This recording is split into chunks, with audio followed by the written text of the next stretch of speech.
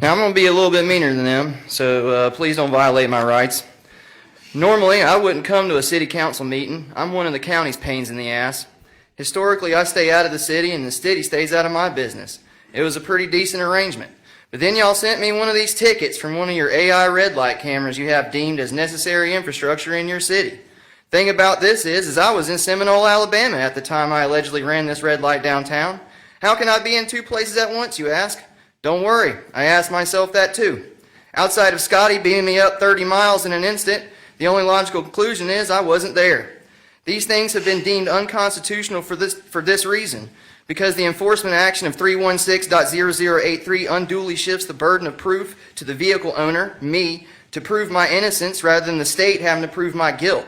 Currently, I'm guilty by default. I've been convicted by a computer program.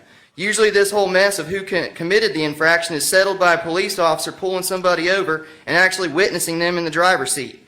The AI camera doesn't do any driver verification whatsoever. To get your constitutionally mandated due process, you have to jump through hoops put up by Automated Enforcement Division, a private company in Orlando that's owned by another corporation called Novoa Global, which is owned by a Chilean-Swedish millionaire named Carlos Hofstedt. So not only does this process flow through a private company, our DMV records and personal registration information are accessible by a foreign actor.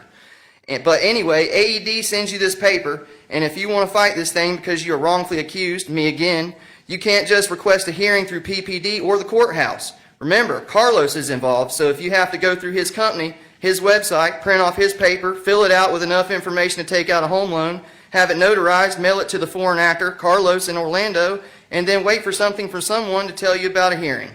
This is undue burden even to begin to try to get some kind of due process. Paying is super easy though, go figure.